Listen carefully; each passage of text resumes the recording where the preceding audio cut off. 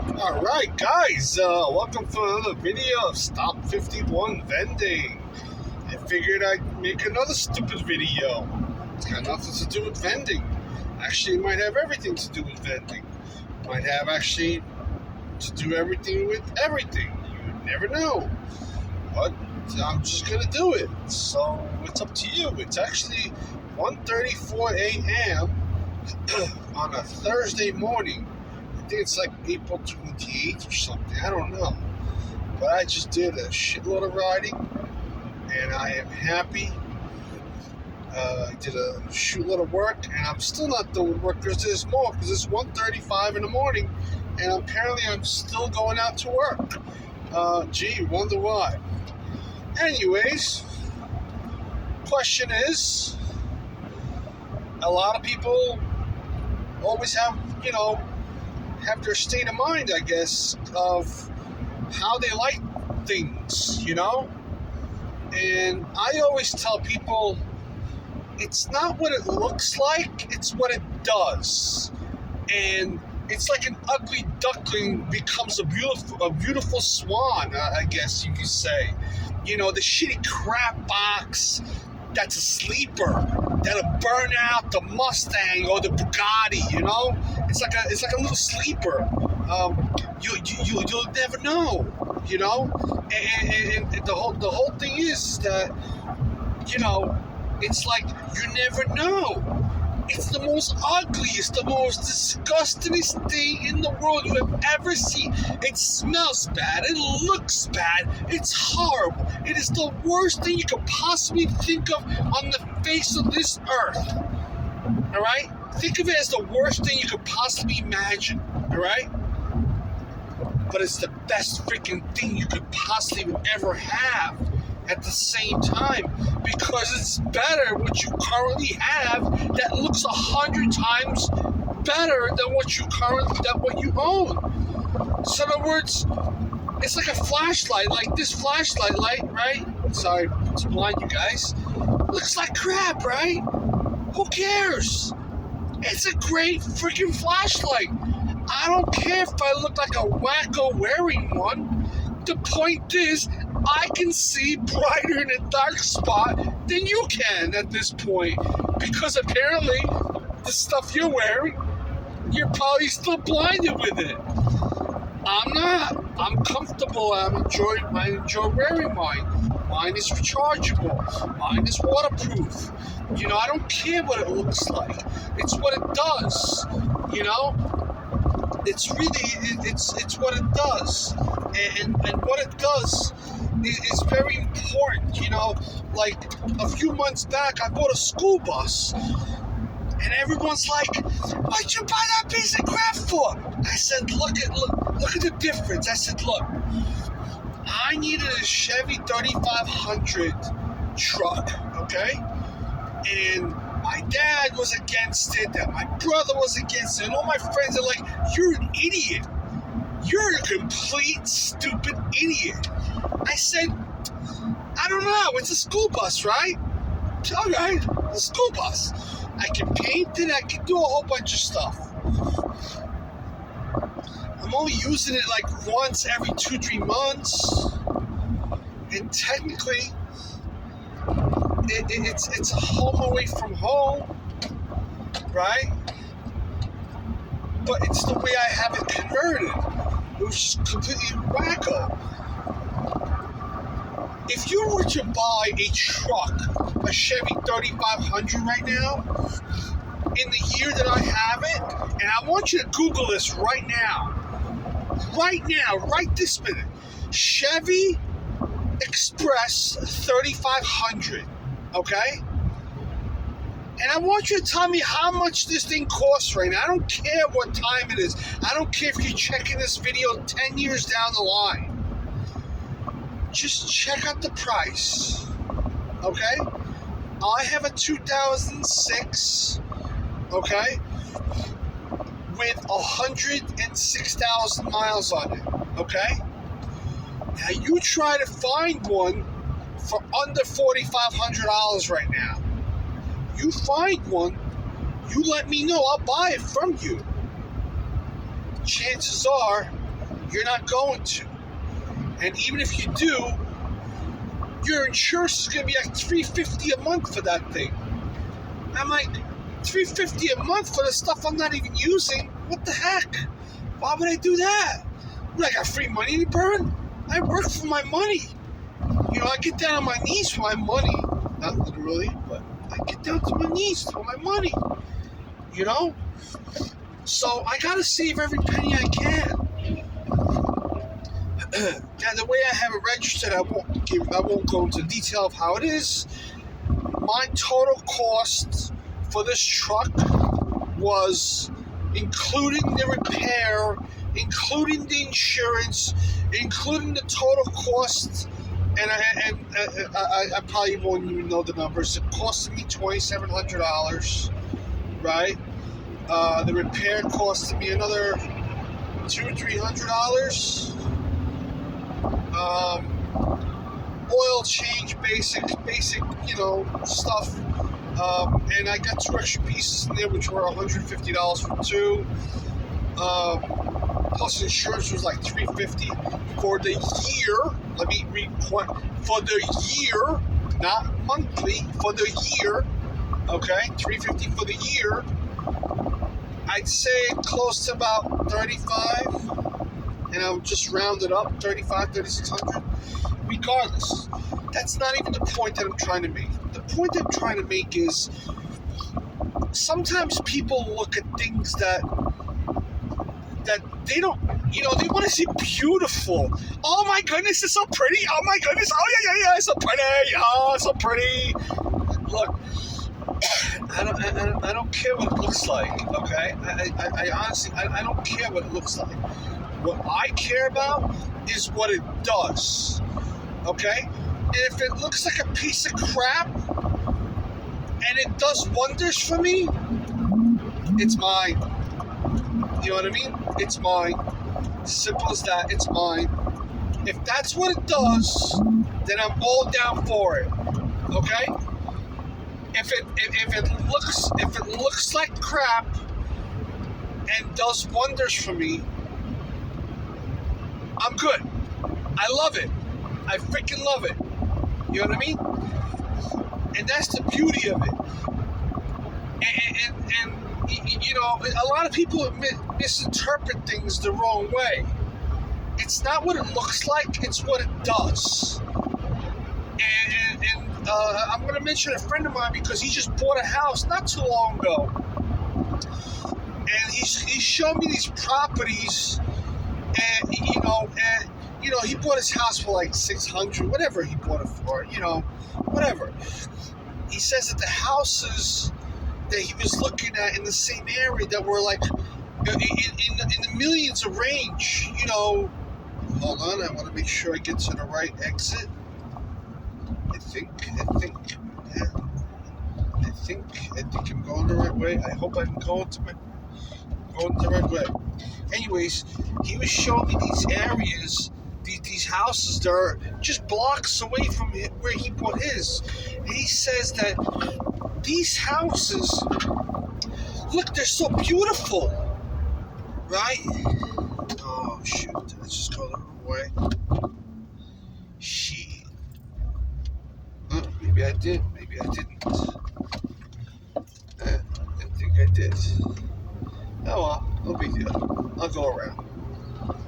Anyways, so he's telling me that these houses, right, that are worth $1.5 million, look at the space in them. They're all crammed together. They're all like this. And look at my little crappy house that I just bought for like half the price of that. Right? And look at all the space I got. And I told him, I said, I understand. It's not what it looks like. It's what it does. And if your crappy little house is what you like, then that's what it doesn't matter what anyone else thinks about it. It's what you like. You like it. Nobody else needs to like it. You like it. You love it. It's yours. You care for it. Now, the other person may put a much bigger value on something else, but You care for this item. This is yours. And you don't care what it looks like.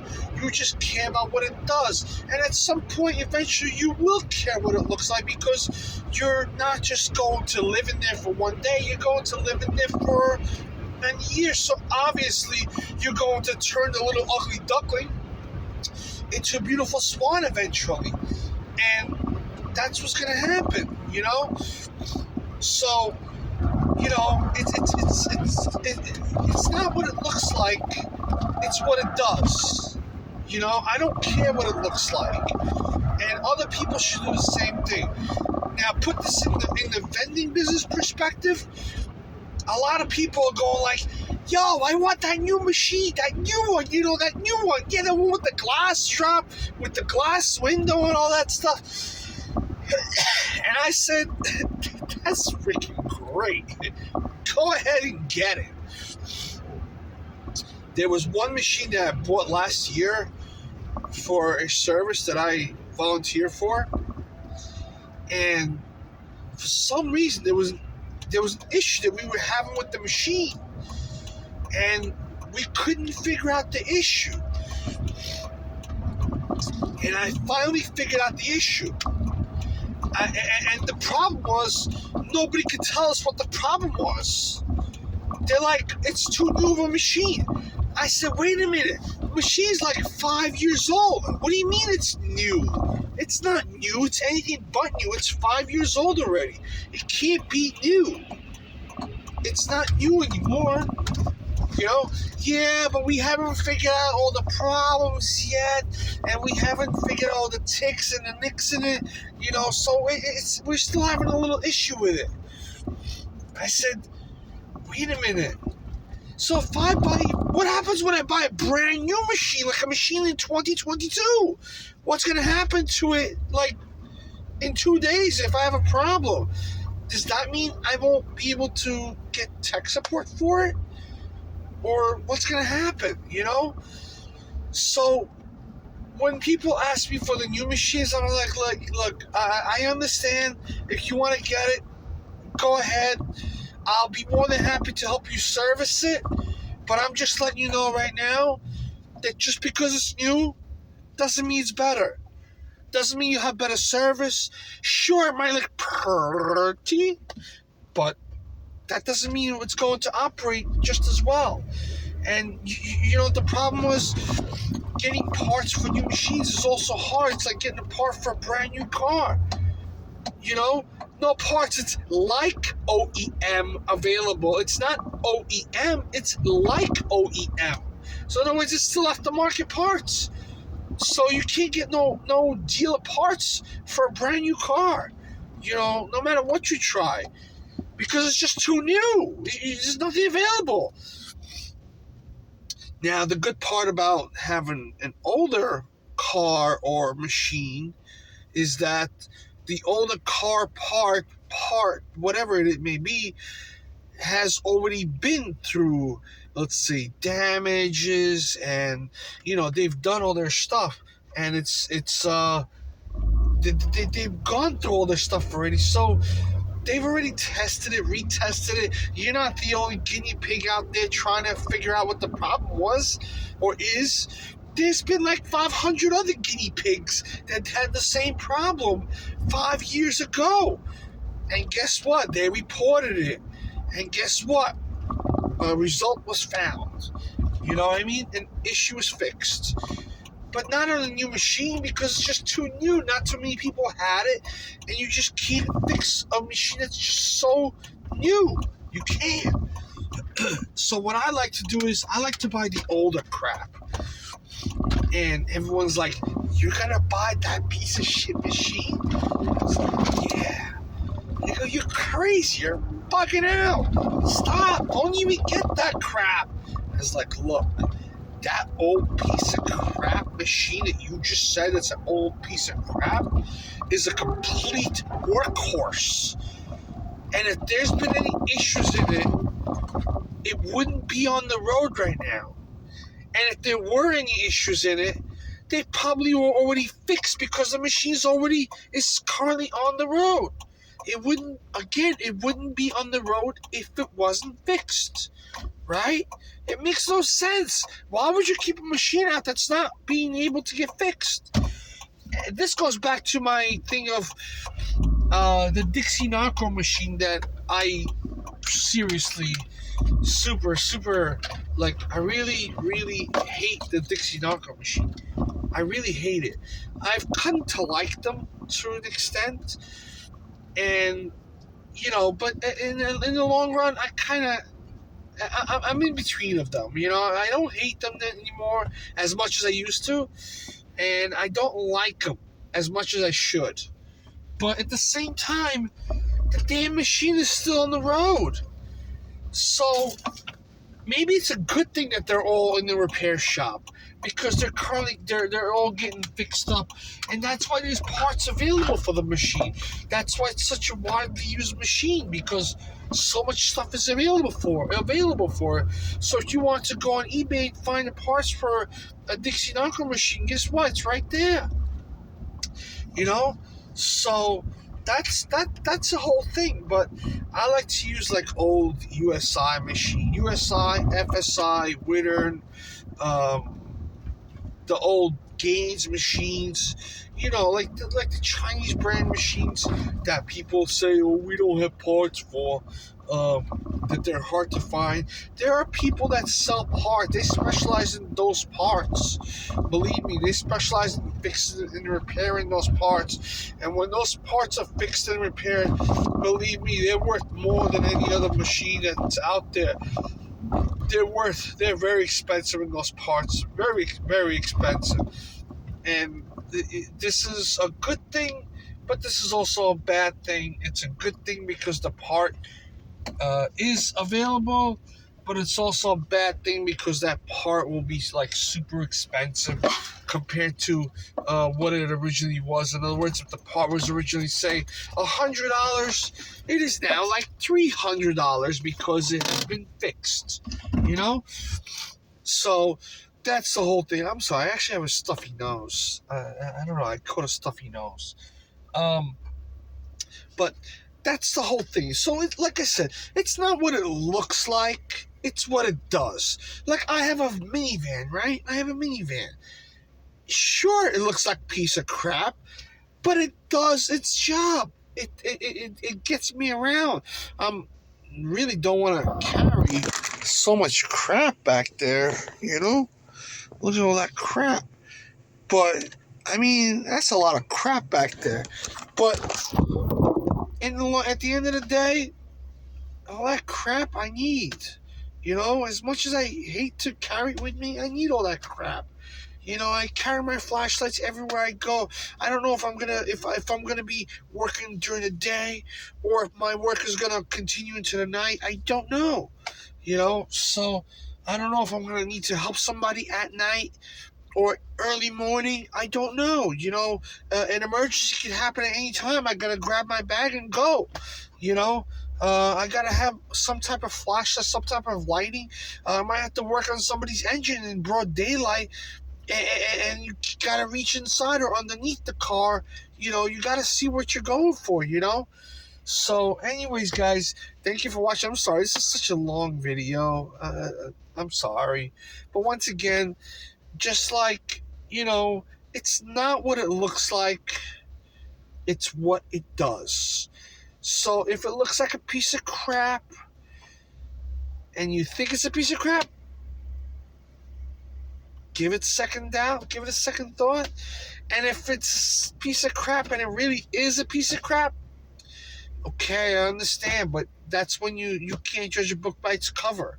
The most beautiful thing in the world can be the most deadliest thing in the world, and you will never expect it coming, but it'll hurt you the worst and more than what you think.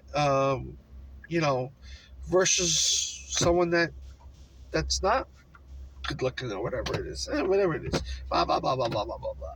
Anyways, guys, that's been like a 20-minute video. It's 1:54 a.m. I'm going to sleep. No, I'm not going to sleep. I'm going to install a brand new compressor, and I'm actually going to install a redone motherboard. or control board, they call it. And I actually owe this job to United Changers, so I'll put them in there. United Changers, thank you, Mr. Lee.